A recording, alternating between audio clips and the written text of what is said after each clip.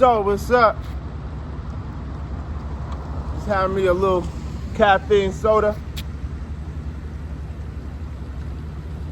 Thought I'd just talk a little bit. Y'all know it's my favorite part of the day, but it seems like the sun is falling a lot earlier. But look, I got two things to talk about. I try to talk politics, but one thing I notice is with black YouTube, black social media, they're not really into politics. We're into like pop culture BS. So I'm gonna talk a little pop culture BS. Right now, I told y'all about our boy Max B. Max Biggervale. I like Max Biggervale, you know what I'm saying? He got the style. When I say the most New York person I ever seen in my life, whenever I meet somebody from New York, that's what I think of. When I hear New York, I think Max B. Now, Max B's home, he's on parole, and apparently Ja Rule got jumped. And once again, black social media, the government was shut down for how long? Mothers can't get food stamps, benefits, Medicare, whatever. They didn't cover none of that. But Max B gets into a fight with Ja Rule. Oh, wall to wall. Wall to wall, right? You see this? Is it me tripping? Y'all see this? Wall to wall. Max B, it's like, okay, we are, whoever owning these, because when you find out like Revolt, I thought P. Diddy owned Revolt. Nope. These aren't black-owned media channels. They're marketed to us, but they're not owned.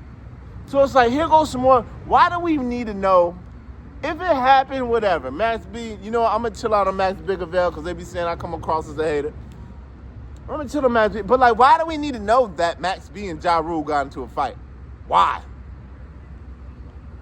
Why is that something to report?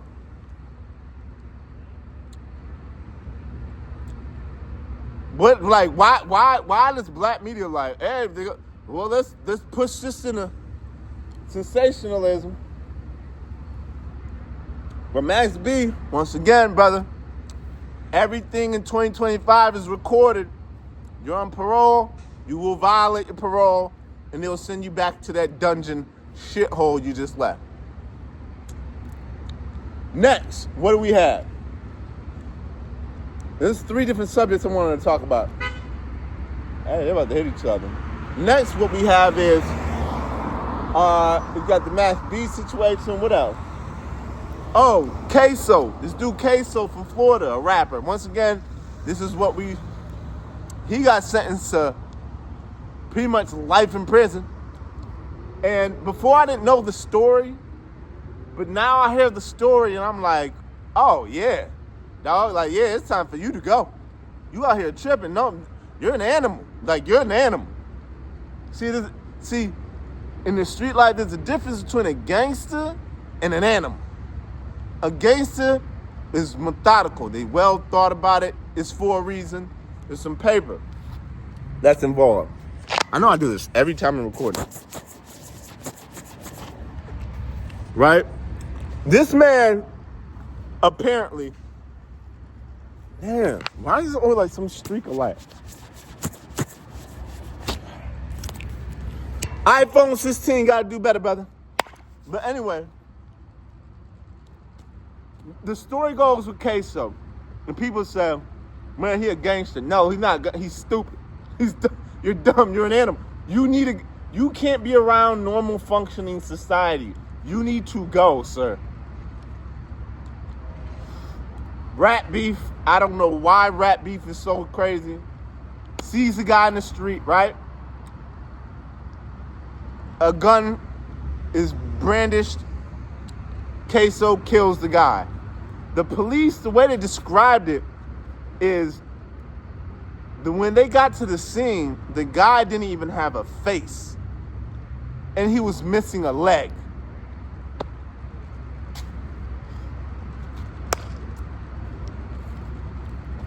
So you're trying to tell me, Ksoo, And this is the reason why I said some of these young goofy dudes gotta go. They gotta go. There's no talking to them. They fried. They're on all type of drugs. They popping pills. They're fried. They're watching too much gangster rap. Guns are too accessible. So you're trying to tell me, Ksoo, for someone's leg, right? For someone's leg to detach from their body and their face to be missing. I spent a little time on the dark side myself here. That means that's a high-powered firearm. So you let off a very high-powered firearm, broad daylight. Broad daylight. And something that maybe an ARP, a AK, Draco, that's noticeable. As soon as you hear that, boom, boom, people are going to say, whoa, what was that? Do you not know they have monitors in every city where the police department can hear a gunshot and say what area it's in? Do y'all know that? It's 2025. It's over with. And they'll say, we don't know exactly what happened, but we have monitors of like sound decibels for gunshots to be like, oh, it happened over on this street, this street, this street. They'll automatically send police in that area. So they find the body. Once the police come, the guy runs into the man's house, I think, and holds his mother hostage. His mother. Bro, what part of the game in this now, bro? Well, you watch. One, where's your car? If this is what you're doing, then he holds a hostage. He calls his dad. His dad shows up thinking my son just needs a ride. Oh my God. He shows up like, oh, my son. So his dad's like, because he eventually testifies on his son. Everybody say he's snitching, but it's like, yo, bro, what? So when he sees his dad pulls up. And when his dad pulls up, he's like, hey, son, how's it going? Oh, it's all good. Everything good. So eventually he finds out what happens. And he tells his son, you made me drive my car with my cell phone to a murder scene? What are you doing? Like, you have no respect for me. Which is true, I get that. His father, people say his dad was in the street shooter. No. We ain't gonna blame his father. Why would you had your dad drive his vehicle after you shot a man's face off and blew his leg off.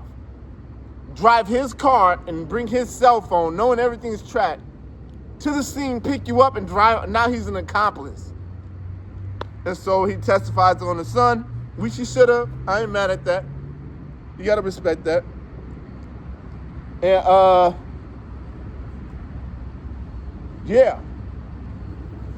And then third thing, what's his name? The Mexican dude, Tekashi 6ix9ine. Tekashi 6ix9ine, everybody know his story. The Mexican rapper, blood rapper.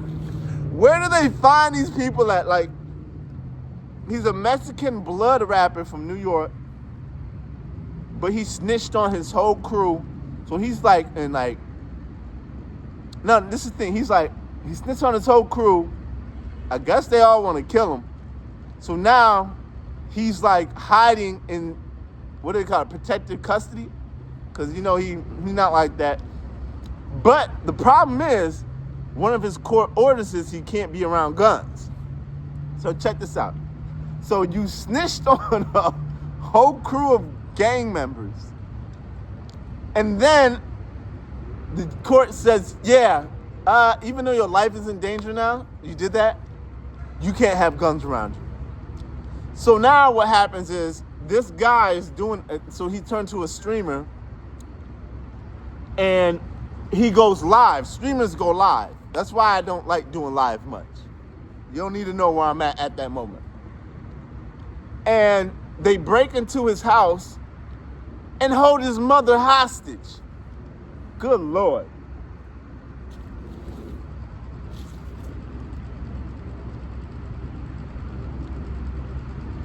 Now, no one really knows whose it is, but you can't be a well-known snitch rat and be going live. What?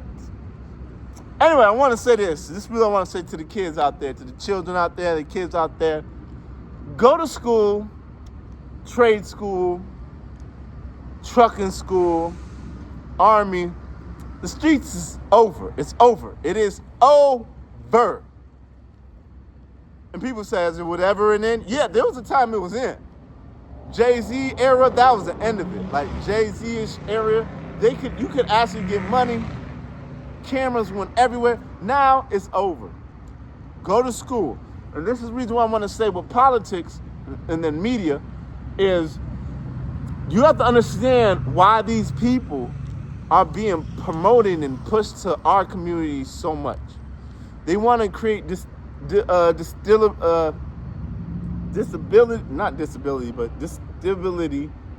as far as they want to get the youth on the wrong track as fast as possible and hope that they don't realize that these people that they're promoting are idiots. So that by the time you look up and you're 25, 27, and you destroyed your life thinking Little Dirk is somebody to be, young boys, you finally come to, because all these artists, they got money at least they leaving with money. But what are you left with?